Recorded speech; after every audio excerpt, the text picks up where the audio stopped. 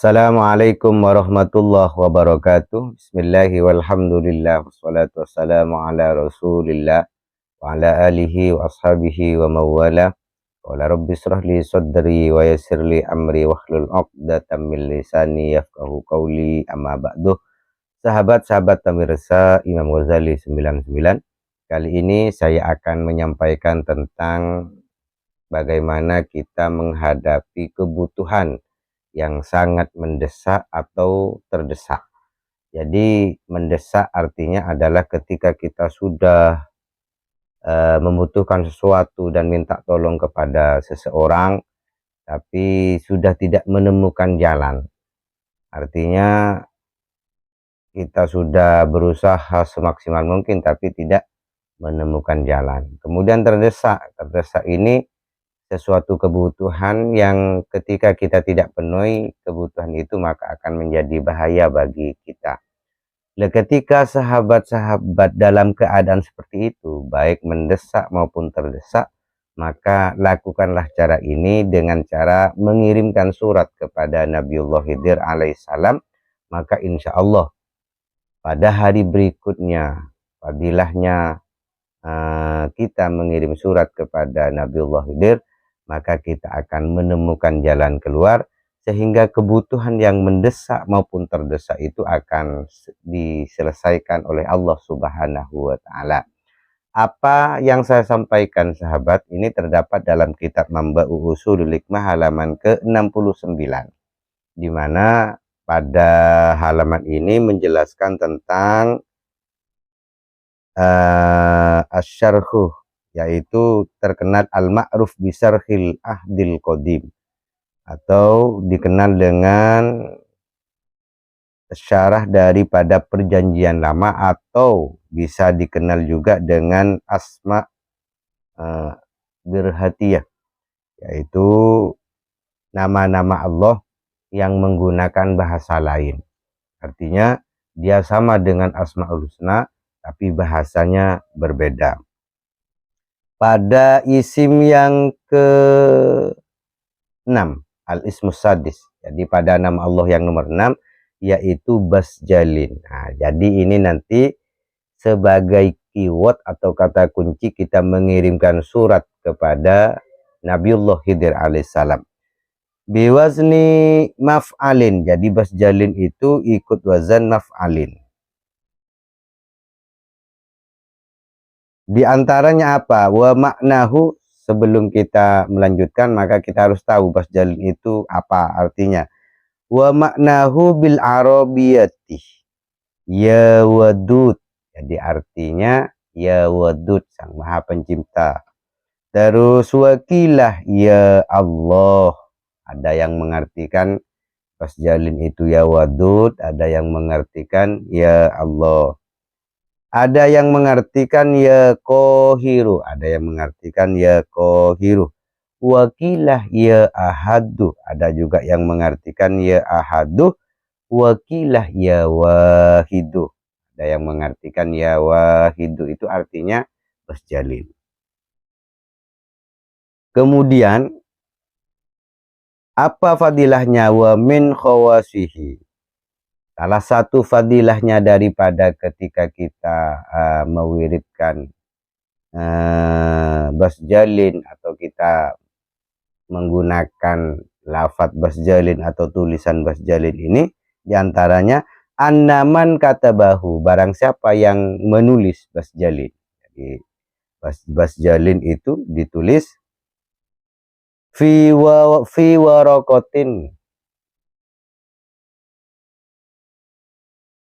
fi warokoti hamro, ditulis pada kertas merah. Jadi ini ditulis pada kertas merah, jadi Basjalin ditulis pada kertas merah. Ingat, ditulis pada kertas merah, bukan asal kertas. Ditulisnya pada waktu qabla tulu'i syamsi yaumal khamis, ditulis sebelum matahari terbit pada hari Kamis. Ditulis pada hari Kamis sebelum matahari terbit.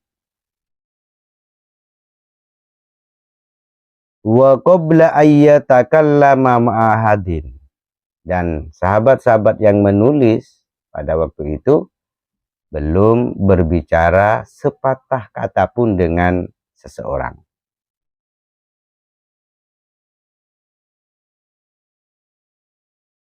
Wa dzakara hajatahu. Kemudian sahabat-sahabat sekalian itu menyebutkan hajatnya. Jadi sahabat-sahabat sekalian, caranya ini saya beri secara lengkap sesuai dengan apa yang saya dapatkan dari guru.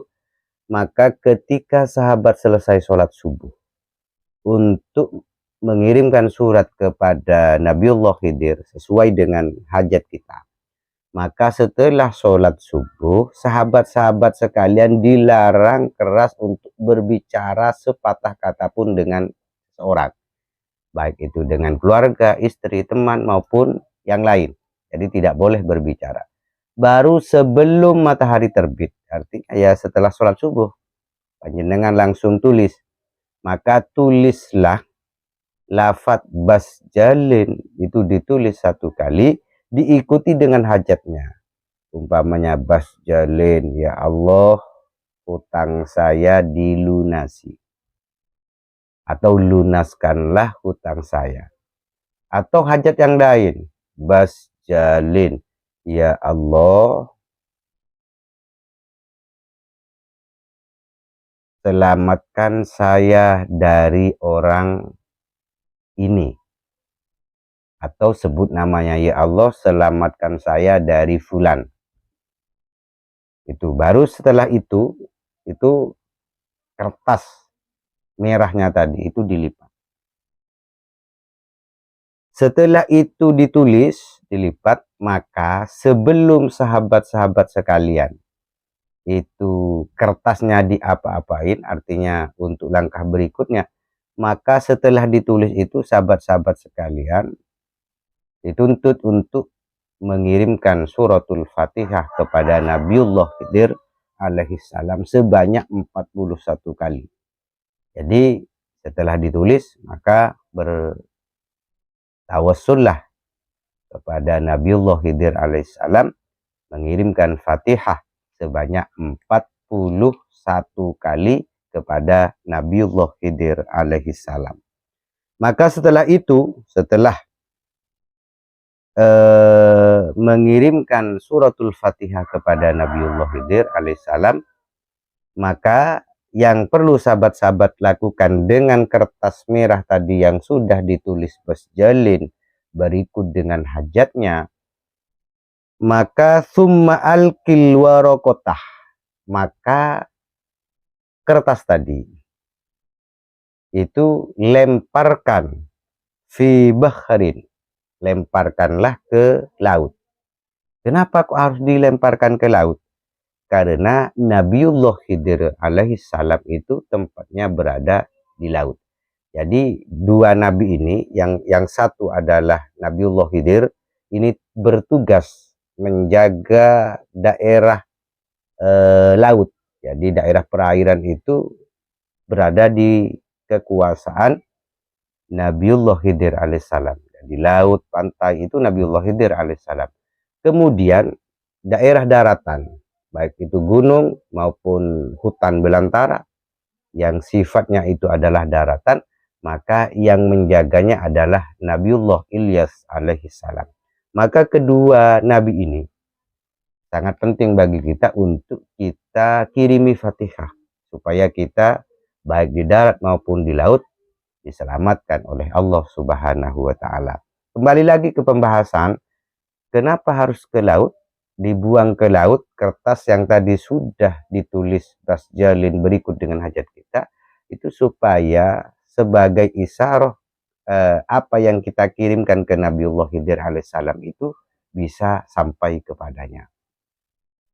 Maka ketika itu sudah dilakukan, ketika kita sudah membuang kertas merah tadi yang sudah dituliskan basjalin berikut dengan hajat kita, dilempar ke laut, maka yang akan terjadi, qadallahu hajatahu fi jum'atihi, maka insya Allah barokahnya kita mengirim surat kepada Nabiullah Khidir alaihissalam, maka Allah akan memenuhi hajat kita fi Jum'atihi, pada hari Jumatnya.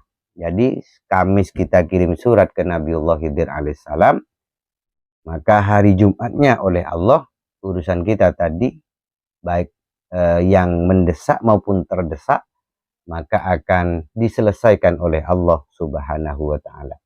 Inilah cara bagaimana kita menghadapi situasi yang mendesak dan terdesak dengan kebutuhan-kebutuhan kita yang sebelumnya kita sudah berusaha namun kita tidak menemukan jalan keluar. Maka lakukanlah cara ini. Insya Allah, biiznillah, yakin bahwa ilmu ini adalah ilmu hikmah yang secara turun-temurun yang sudah terjaga kemasyhurannya akan bisa membantu sahabat-sahabat sekalian. Inilah yang bisa saya sampaikan sahabat-sahabat. Wal afu minkum. Wassalamualaikum warahmatullahi wabarakatuh.